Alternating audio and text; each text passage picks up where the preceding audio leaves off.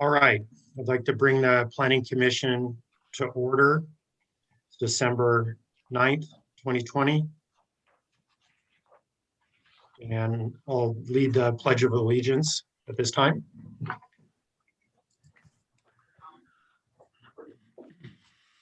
I pledge allegiance to the flag of the United States of America and to the republic for which it stands, one one nation. nation under God, indivisible, with liberty and justice for all. All right. Let's start with a roll call. Commissioner Allison, Present. Commissioner Lord, Present. Commissioner Vice Chairperson May, Present. Commissioner Allred, present. and Chairperson Simison. He's absent. All right, thank you, Ally. Next, we'll see if there's any people that want to address the Planning Commission on any items that are not on the agenda today.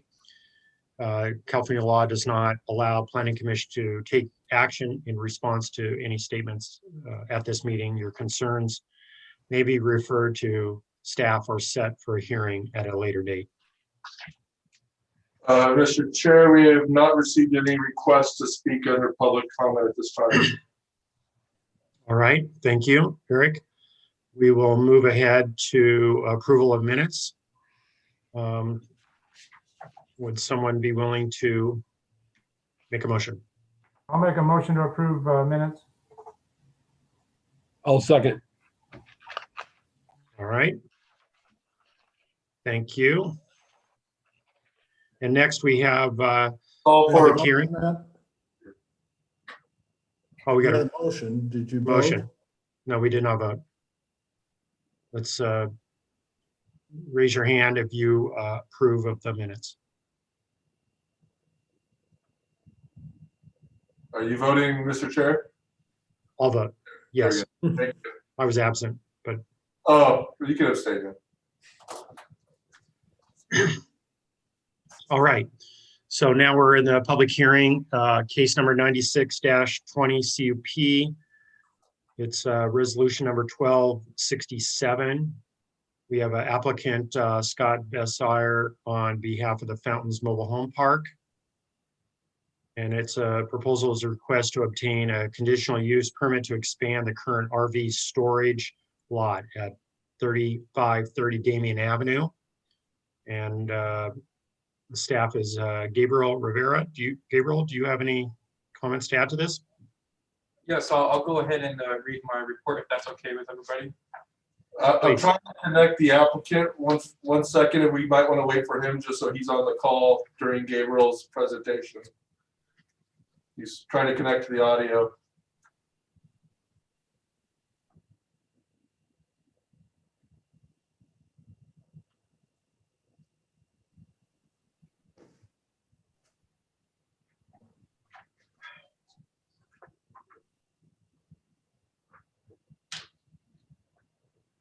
Well, I guess we could go ahead and start, and hopefully he connects before Gabriel's presentation's up. Go ahead, Gabe. Good evening, planning commissioners. In March of 1962, the Fountains Mobile Home Park obtained a conditional use permit to construct a mobile home park at 3700 Damien Avenue, which was formerly known as. Okay, there we go. All right, we got it. Okay, Scott, go ahead and Hi, guys. mute your YouTube video, please. Turn it off so there's no echo. Thank you. All right. Which was formerly known as 3700 Grand Avenue. The conditional use permit was approved under Resolution 62-39 for a 220 mobile home lots and featured a total of 59 parking spaces for cars. In November of 1968, the Laverne Planning Commission approved a conditional use permit under Resolution 68-97 that allowed for the expansion of the mobile home park by 46 mobile home lots and a 72,326 square foot lot designed for storage and utilities located at 3530 Damien Avenue. The 72,326 square foot lot is currently being used as in recreational vehicles or RV storage lot and is located within the mobile home park zone. According to section 18.40.160 of the Laverne Municipal Code, mobile home parks must provide a special parking area for the storage of boats, campers, travel trailers, and similar vehicles. Also, the existing and proposed recreational vehicle lot is only for the seniors that live within the mobile home park. Members of the general public will not have access. The proposed project site located at 3530 Damien Avenue is currently occupied by the Fountains Mobile Home Park's existing RV storage lot located at the east end of the project site. The existing RV storage lot currently accommodates about 40 parking spaces, and the lot is currently owned by the Metropolitan Water District, but has been leased out to the Fountains Mobile Home Park as of January 1st, 2020. The lease for the lot will end on December 31st, 2029. Staff has also contacted MWD and was told that no permanent structures be constructed on the site. They would only allow for paving and minimal landscaping on the site, with the exception of trees. There is also a 13-foot wide easement imposed by MWD on the west side of the property, abutting Damien Avenue. The proposed parking lot will be located outside of this easement area. On September 23rd, 2020, the applicant Scott Besire submitted a conditional use permit to expand the Fountains Mobile Home Park RV storage lot by approximately 27 additional spaces. The existing RV storage lot can hold up to 40 RVs for the mobile home park residents. Each space is 12 feet by 42 feet long. The expansion will occur on the west side of the site abutting Damien Avenue. In addition to the expansion of the site, the project site is surrounded by a 6-foot block wall on 3 sides. The portion of the site facing Damien Avenue would also feature a new chain link fence, which would feature landscape screening to add privacy. The applicant has indicated that they will be planting drought-resistant succulents as well as bougainvillea vines on the chain link fence itself. A landscape plan shall be submitted by the applicants prior to any improvements being made as a condition of approval. At the northwest section of the site, there will be a 125 feet by 33 feet driveway entrance that will also feature a chain link swing gate. The Fountains Mobile Home Park have also come to an agreement with the residents at 344 Damien Avenue to allow them access to the northwest side of the RV storage lot. The agreement would allow the residents to enter through an 11-foot wide swing gate. The entire site, with the exclusion of the driveway entrance, will be paved by 3-inch crushed rock, and the driveway entrance will be covered by asphalt. Staff had sent a public hearing notice to all property owners within 300 feet of the project site on November 25th, 2020, and the notice was published on the Daily Bulletin on November 30th, 2020. To date, staff has received 2 comments regarding the proposal. While the correspondence was supported, while one of the correspondents was supportive of the proposal, the other raised concerns regarding safety, noise, access, and design factors. Staff believes that the proposed conditions of approval addresses most of the concerns, including limiting the hours that the site can be accessed between 7 a.m. and 8 p.m. In addition, the applicant has indicated that typically the current RV storage area is only accessed once per day at most. Also, we've received 3 additional public comments that have been provided to the Planning Commission. If the commissioners have any questions, staff is prepared to answer any questions you might Thank have. you very much. Also, one more thing, on this, the draft resolution 1267, condition number 12 of the draft resolution does not apply. It was a mistake added on. So just to clear that up. Okay. Commissioners, do you have any questions? Mr. Allison? Yes, actually, I do have a few questions.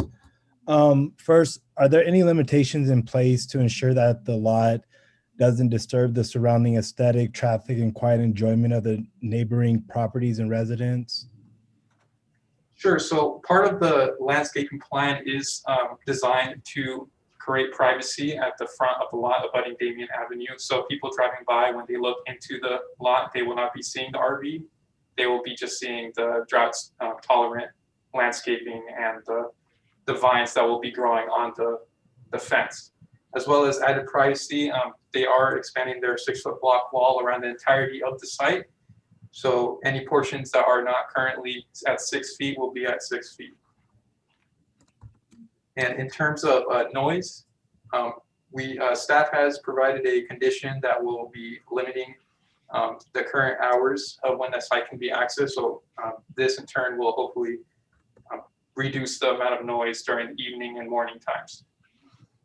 Commissioner Allison, I also believe condition number 9 on the resolution, is a general condition we include on conditional use permits, but it talks about correcting any nuisance impacts. If once they're in there and we find that they are making too much noise, or we're getting complaints for that or dust or some other reason, anything that we could consider a nuisance to the existing surrounding residents, then we can come back to them and have the applicant address those. And also going off that, condition number 8 also states that the applicant is responsible for keeping the premise clean and in orderly manner at all times. And failure to abide by those conditions obviously results in a revocation of the CUP if it is not redressed, correct? A revocation hearing back before you, where you would have that decision to either revocate or add additional conditions if you felt that you can control whatever that issue might be. Okay, no further questions. All right, thank you. Commissioner Allred? No questions. The report covers all the issues raised by the residents as well. So no questions here. All right, thank you. Commissioner Lorge? I guess I have a question on how this compares to the other mobile home parks in the city. When we're talking in particular to the storage for RVs, I mean, is this average? Is this less than? Is this more than? I would say this would be the largest storage area. I would say the existing area that they're used for storage for approximately 40 vehicles is probably the biggest one that we have as well. So I already think they're the largest, but the applicant is on the line, so he might be able to talk more about that. But before we get too far into this discussion, Commissioner Ray, would recommend we officially open the public hearing to see if there's any comment and allow people to email in. Yes, thank you for that. We can pause on commissioner comments and see if there's any people in the public forum to provide comment. So if anybody did wish to speak on this item during this meeting now, please email your phone number into the city. The city's email address is planning, PLANNING, @cityoflaverne.org. All one word, planning@cityoflaverne.org. Please email your phone number and then we will call you so you can speak during the public hearing item. Thank you. So might want to just give that a little bit of time. There is a delay on this video when it's streaming on the website of maybe 20 seconds or so. And to give people a time to do that. So maybe just hold off for maybe a minute or so. Does the applicant wish to speak? First of all, good evening, gentlemen, and thank you for being here this evening. Other than just, I'd like to introduce myself. My name's Scott Basir with Basir and Kalsenizer. We're the property management firm that oversees the Fountain Mobile Home Park and is the acting agent for the owners of the mobile home park and are directly involved with the day-to-day maintenance and again, overseeing of the property. We also operate 88 other mobile home parks here in Southern California. It's been a family business now for 30 plus years. I have Keith Rambola here, who is our on-site manager and has been now for about 2 years, and just does a heck of a job working with the residents at the mobile home park. Thank you. Thank you. I do have one request for a call in, so let me call them real fast and we'll have them on the line. Hold on.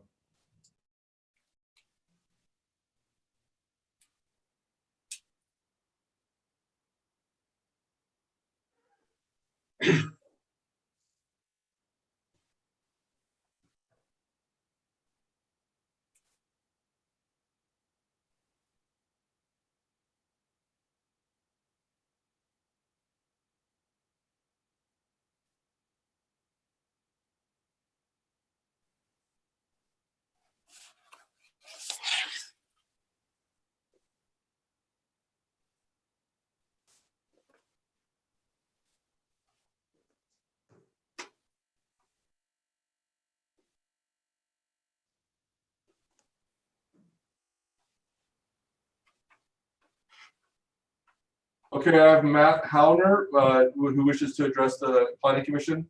Mr. Hauner, go ahead. Sure, yeah, Matthew Foster, my wife. Apologize for that. That's okay.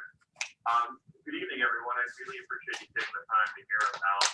We live just north of the property where the RV lot's going to expand. And we definitely had some questions and concerns that I want to present to you. So if you have a couple minutes, I'd like to share that with you, if that's okay. Yes. Go ahead. Okay. So our first major concern with seeing the expansion of the lot in the proposal is that the fencing, the new fences that are supposed to be installed are going to be right next to our property. So at this time, the lot used at pretty much almost all hours of the day. We have recordings and photos of vehicles entering out of the lot from at least as early as 6:30 in the morning, sometimes 8 or 9 o'clock at night. And I'm concerned with these new fences installed, the amount of noise and volume they're going to create as a nuisance for us. We've seen several vehicles that go in and out that are not recreational vehicles, they're U-Haul vehicles, and they go in and they seem to be taking business materials in and out from different storage units inside of the facility. And so that's one of our first concerns that we wanted to bring up. It feels like, or at least it appears that this RV lot is not exactly being used just for RVs. I've also noticed that they say that it's used maybe at once a day. That would probably be a gross understatement. 3 to 5 times a day would be on average. Weekends would be 5 to 7. And during the holidays, which I would expect it to be busy, people want to use their vehicles by 7 to 10 times a day. So it's a pretty active lot, and we're concerned with that expansion, how much more activity that's going to bring to our neighborhood. And so I'll leave that question on the table for now and see what you guys would like to know from me. All right. Thank you for your comment. Typically, I guess in this scenario, if the commission had questions for the speaker, you can ask him. Otherwise, we would end the call. Yeah, I have a question. That's okay, but there is a question for you. So, Mr. Allison? So I'm wondering if the nuisance of the fence, is that only in the construction of the fence, or do you see this as an ongoing nuisance concern? I would be concerned as an ongoing. So I looked at the construction of the lot, where the fence would be and the driveway would be. The driveway is already within probably 20 feet to 30 feet of our master bedroom and bathroom. So it's not uncommon for us to be woken up around 6:30 when some of these vehicles are entering the lot, especially larger or louder. So my concern is now that when that gate opens and closes, that's going to add more noise, and because it's right by ours, the driveway's right by us. We've actually had to cut the hedges of our property by that driveway to increase visibility. It's not uncommon for the RVs to actually miss the driveway at times, hit the curb, and sometimes they back out and move out so quickly that we're fearful that they may hit our property. That's just some of the concerns that we have. We have concerns with privacy. So I know a 6-foot wall is being proposed, but my concern is both of these RVs are 15 to 20 feet in height, which was, you could basically still see over and see into our property. We have small children here, and we're concerned about just people seeing what we're doing in our backyard. We have concerns with a lot of the vehicles when they are going to be used or maintained. They're usually run for at least an hour or plus to warm them up. No fence is going to prevent that type of fume or smell from reaching our property or our neighbor's property. We're concerned with security. We've seen people in and out of the lot at most hours of the day. With this lot now being the biggest in Laverne, what type of attraction is this going to bring to potential vandalism? We've had coyotes take advantage of the lot and live there earlier this year in March. We had a pack that was there. We contacted the Humane Society, and I think they were able to do something about it, but they killed a couple of our neighborhood dogs that were the southern property of that apartment complex. We actually had to chase them out of that lot once. that we have is the liability insurance of the owners of the vehicle. So I work for Farmers Insurance, and I'm concerned that I've seen the liability insurance for the property, but what about their RV vehicles? What type of insurance do they have? If they actually cause an accident or damage a wall or hit my property, I'm not properly insured. Some of these vehicles may be sitting for a long time and may not actually have the proper insurance. So that's something that the owner is going to ensure that these vehicles all have the liability and property damage insurance. So just these are some of the concerns that we've seen because we were never notified. I know our neighbor above us was about their lot and access, but this is the first we've ever heard about this proposal. We feel that our driveway being so close to this driveway for all this traffic, we would have been contacted by the owner of this property to let them know about our concerns or let them know about their plans. I mean,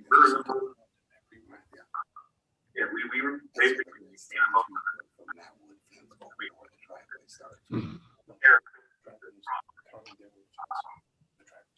another concern that we have, I know it's going to be. I'm sorry, Mr. Chair, there's somebody whispering, and their whispering is being picked up in the microphone and is preventing me from being able to hear the person on the phone. Hold on 1 second. Yeah, I just muted the applicant. I believe it was their background noise. So the applicant's now muted, so that whispering shouldn't be happening. And so, sorry, Matt, go ahead and repeat the last sentence or so, please. Okay, so one of the concerns that we had, I think I was talking about is, I'm sorry, the gates being left open for extended period of time. I know it's 2 swing gates are going to be installed, but right now, just the behavior that we're seeing is that it's just kind of nonchalant, that it's left open for long periods of time. Anyone can enter or exit. I mean, it's just a bunch of padlocks right now, and it's just the tenants don't seem that concerned about protecting their own property. Would that continue in the future? You know, we moved to Laverne because we really like the idea of the small town value and feel that it has, and it feels like it's turning this into like a commercial real estate property. Like it feels like almost like we're being invaded a little bit by a commercial property. I know there's not much that can be done for this land. I've looked into the metropolitan water districts like site, and I've contacted them as well. So I know nothing can be built there, but would be something more, I don't know, like more approachable for the neighborhood, or something just of like a small garden or something of that nature, versus a large RV lot. We also have, you know, being in high school not too down from the street from us, we have kids walking down off the street all the time. My other concern would be what would happen with them with those vehicles entering in and out as frequently as they do. There's no like stop sign, there's no notice or crosswalk. It's just they just turn in whatever they want. And these are pretty large vehicles, sometimes going much faster than they should be. So I know that's a fair amount of concerns they brought up. We put some of it in writing and sent it over to the city. And I really hope you take the time to consider, you know, what we're sharing with you. So that's most of what I wanted to talk about today. Can I ask one more question? Sure. If I'm assuming you've also read the conditions that the city has put in place for the permit that appear to respond. I understand there are some things that may not be responded to, but it does appear to respond to most of the issues. Are you satisfied with the conditions that respond to your concerns, and that if those conditions are not upheld, then the permit may or may not be revoked? No, I would say we're not satisfied. From what we've seen so far, I feel that how the lot has been used and maintained does not reflect what they're saying will go forward in the future. If I could just say one thing, I'm Diana, and the one thing I would just say is the proposal that they came up with sounds fairly decent, but for us, I did notice just the driveway being so close and the RVs, I just have concerns still. with privacy and safety, just because my two kids do play very close to the fence.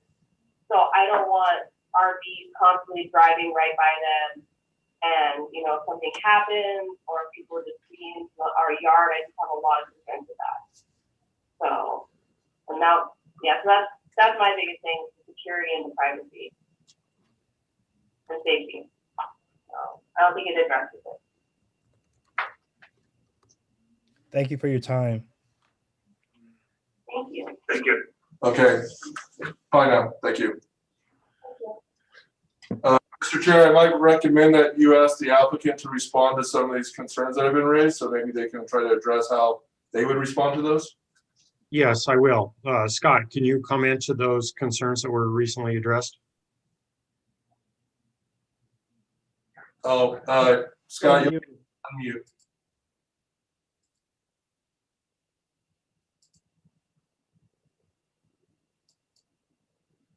Can you hear me now? Yes. Okay, sure, I would be happy to comment on those things. There was quite a few items, but the things that jumped out to me the most is that the insurance and liability on the actual RVs that are in there, we require that they be currently tagged, and they have to provide that to us, and ensure they have to provide that information, so we have that for their file. The other comment that he made with regard to the aesthetics in the front, and as you guys know, that the setback where the fence going to be, the proposed fence is going to go, it's 25 feet back. And again, we're going to put in the bougainvilleas.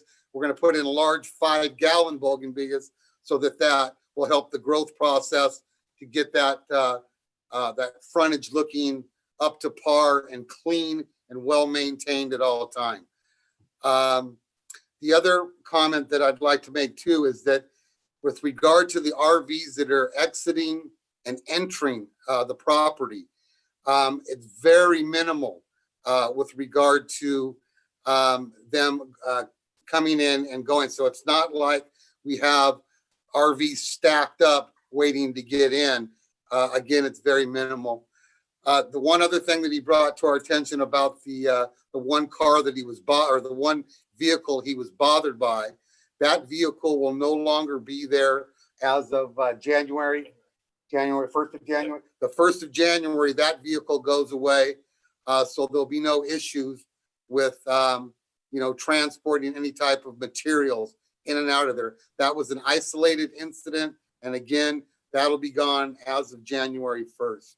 Our belief in, keeping the park in a well-maintained state at all times, you can be reassured that we'll take the utmost care to make sure that it's well-maintained, kept striped, no noise, and do everything we can to work closely with the surrounding tenants. Mr. Vice Chair, if I may ask Yeah. a question. Scott, are there storage containers that are stored? Do residents have storage containers there in that storage area, or was this just the one isolated incident?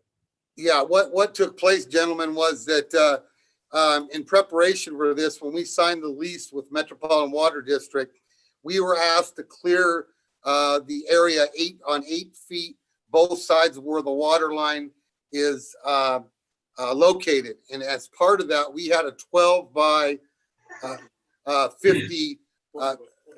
12 by 40 foot emergency container with supplies in there in the event of emergency. Because they don't allow permanent structures there, we were asked to move that across on the opposite side, remove the concrete slab that was there, in which we did.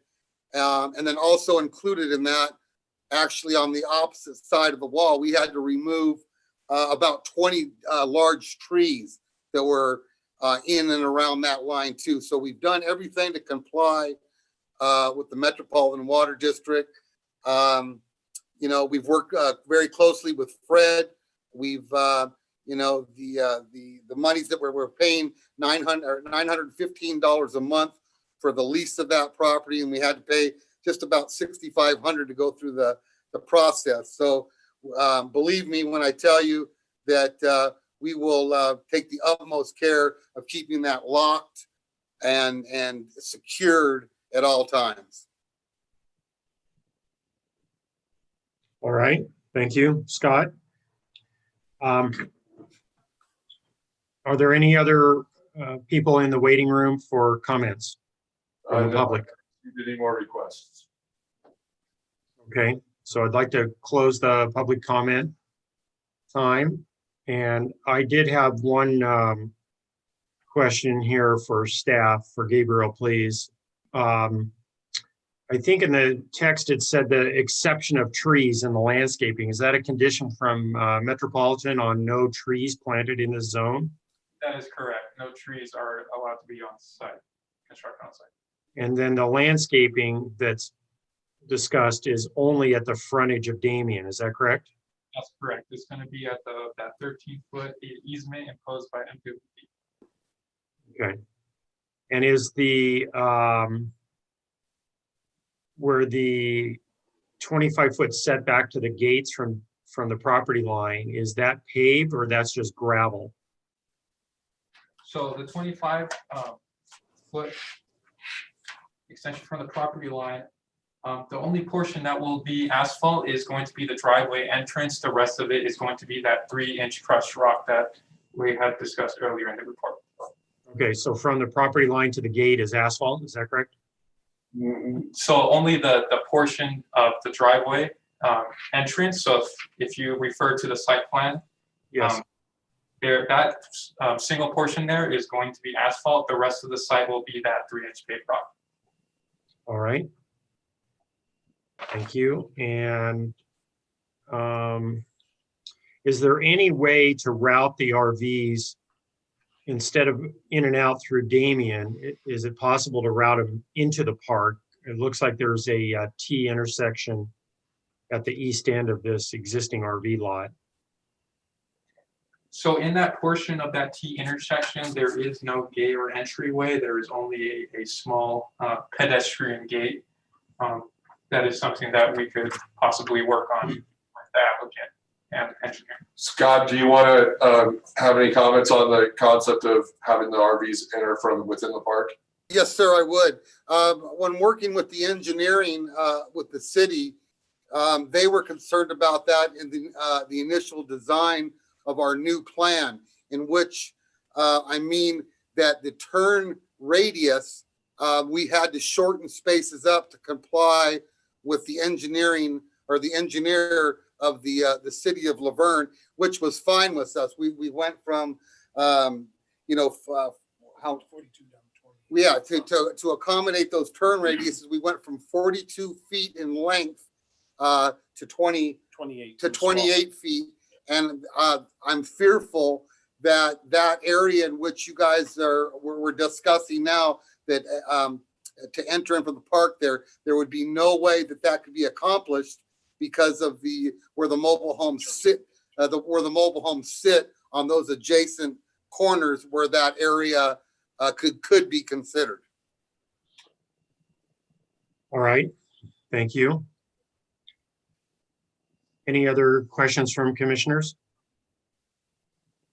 I have a question. This is the first time I've been put in front of making a decision on something like this, but I guess my question is more for Bob or for Eric. Can we make a ruling based on need, or is that not allowed? I mean, because I don't see the need. Like, I don't see if it's accessed once per day, and I'm looking at the aerial of this thing, and they have more than enough space still. I mean, it's one of the biggest in the city.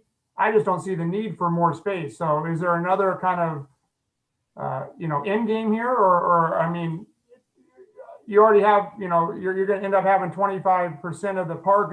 Do they have 25% of the owners in the park have an RV? I mean, is there a need for this? Can we make a ruling based on need, or is it just a yes or no based on, does it meet the city plan? Well, it's it's more a conditional use permit process is designed to allow the commission to look at how the proposed use fits in with the neighborhood. You typically have conditional use permits for unique type uses that are difficult to write specific code sections for what the standards will be. So, that's what staff has done on this project, is to, look at what is proposed, what is already in use and proposed to be expanded, and then suggest conditions that allow this use to be approved and not impact detrimentally the neighborhood. Yeah, so I guess, is there a process in the application where the question's asked, do you need this? I mean, like, because why give more space and build another RV, lot if the first one's not being used? And you already have the biggest one in the city. All of a sudden, did all the residents in the RV park go out and buy an RV? I mean, is that why we need to do this? Or is it just, let's just do it just in case maybe they go and buy it next year? I mean, is it in a, I don't know. I don't see the need for it. So, I think the applicant probably would be appropriate to try to answer that, but as he indicated, they have spent a lot of money and they've already signed a lease with Metropolitan to pay them for this ability. So I would assume that there's a need within the neighborhood there, the mobile home park, to have this additional space. Scott, you want to? Yes. Yeah, thank you, gentlemen. We do have a waiting list. Currently, there's a waiting list of tenants in the mobile home park that are looking for an RV space. As a matter of fact, we have a list that would pretty much bring us almost to full capacity, a waiting list as we speak right now. okay, thank you. And is there a way to, do we know if there's any current safety or any, past police reports, the neighbor that called in had made a comment about safety issues. I'm just concerned, has there been anything in the past that we're aware of in the current RV lot? I'm not sure if there, we don't have a report for calls for service. However, the application was circulated to the police department and the fire department, who've reviewed the proposal and have not expressed any concerns about the proposal. So I can't say for certain there's never been a call, but I know that currently the police department's reviewed this proposal, as has the fire department, and they have signed off basically on the proposal. And maybe I missed it in the proposal, but the padlocks that are there now, I mean, how is the gate going to be secured? How's it going to be monitored? How's it going to get better? Because there's obviously some issues from the residents saying that they're not abiding by the current, entry hours and whatnot. I mean, is it still going to be padlocked, or is it going to be motorized? Is it going to be key access? I mean, how is that going to work? Scott, do you want to respond to that one? Yes, what we're going to do is we're going to with the new fence going in, we'll reissue new keys that they'll have to put a deposit on, so that they are the only ones that have that. In the other parks that we operate, if they lose that key, they have to pay a fee to get another key. But we can, there'll be the one padlock on there that there'll be a total of 2 padlocks on there. One of the residents will have keys, and then the other will be a key, one specially for the park also. Yeah. Okay. Yeah, I was with Phil as well. If there's a way to go out, don't go out Damien's side, go out the other side where that key is. But if you're saying engineers have already looked at that and it's not possible. If you look at the aerial, Commissioner Lorge, you'll see that it is a serpentine way to get to that area of the park, coming in entry, to where there'd be the right turn, a left turn, a right turn, another right turn. And those are pretty tight turns, to where with the larger RVs, they probably would have some access issues. Yeah, I see that. Thank you. That's all the questions I have.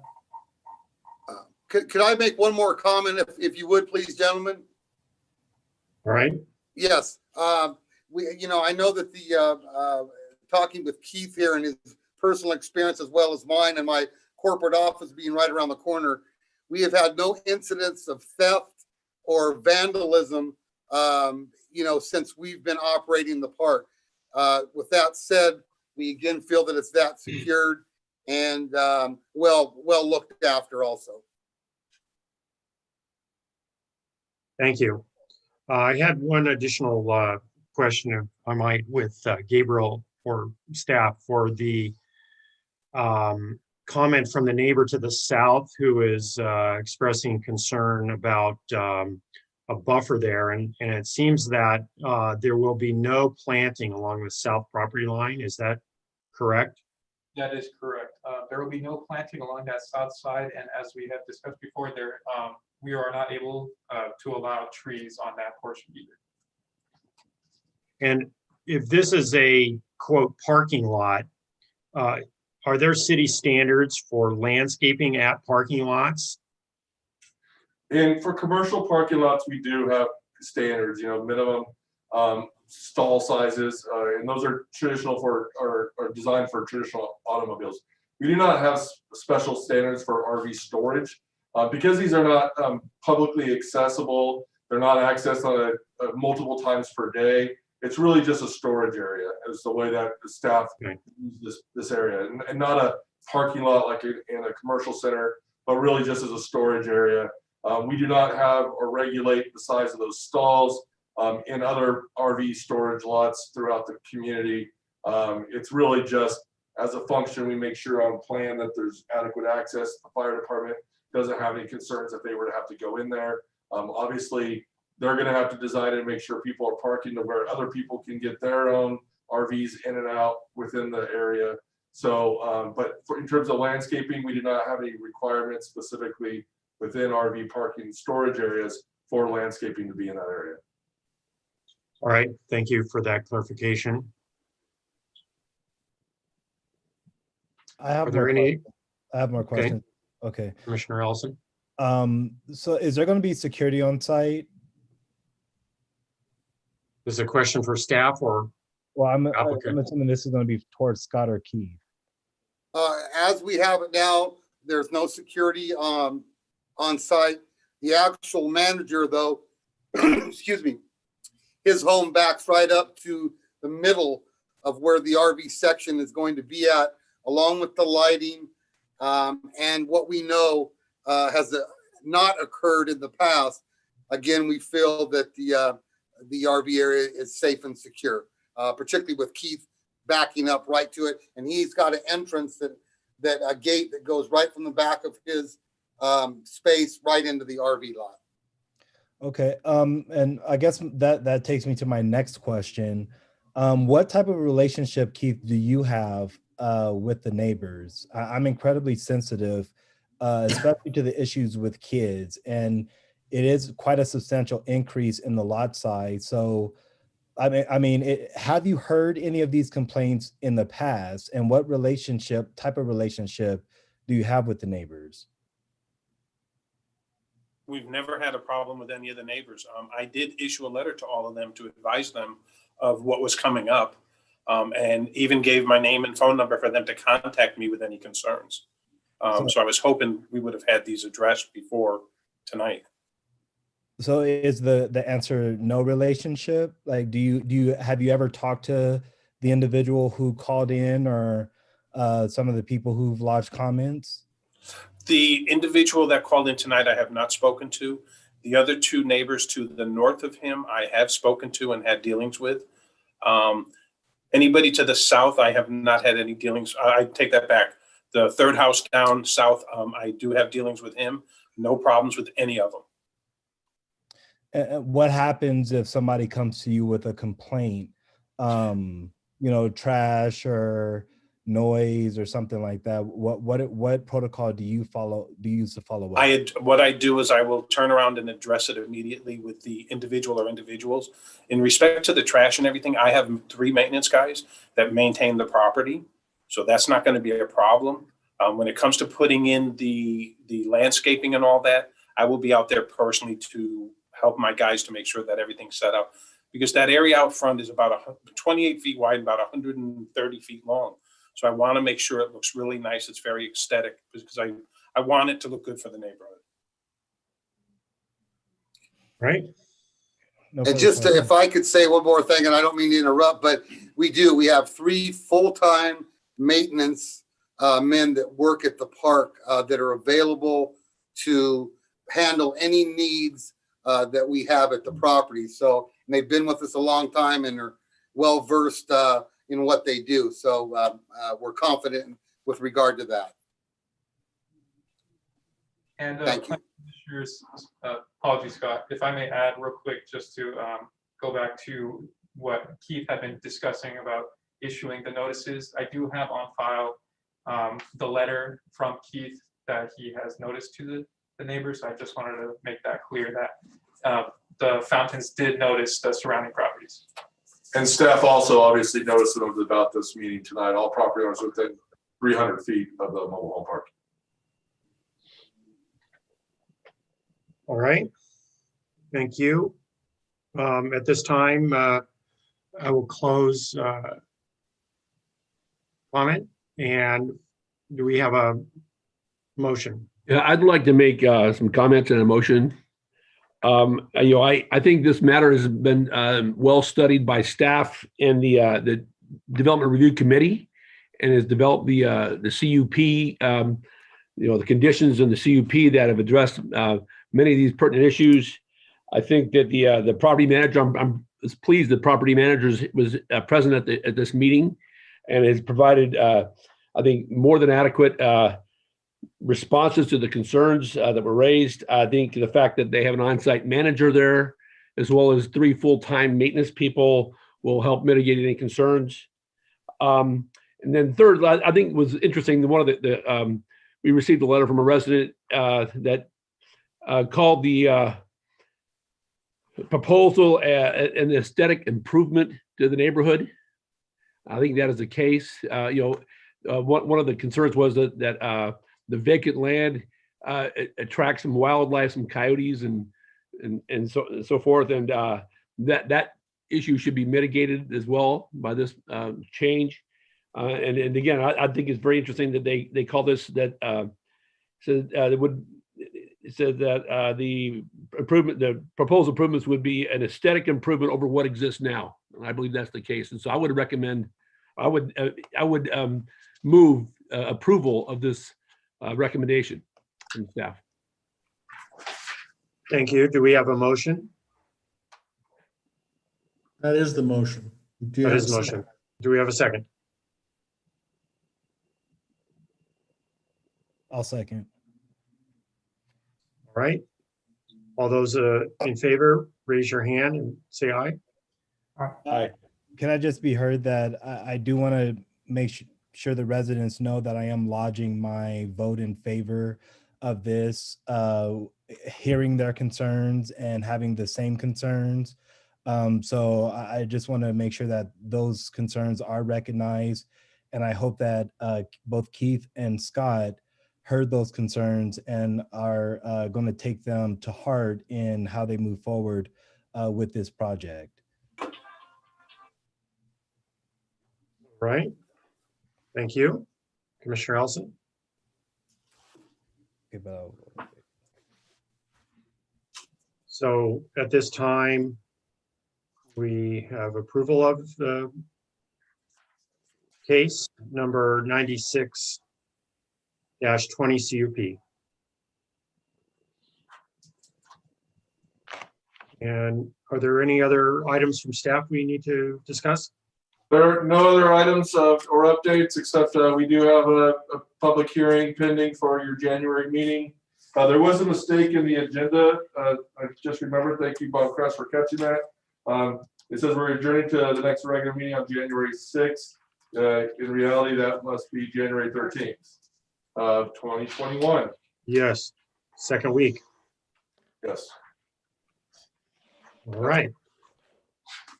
So that tonight will serve as your Christmas party. Thank you.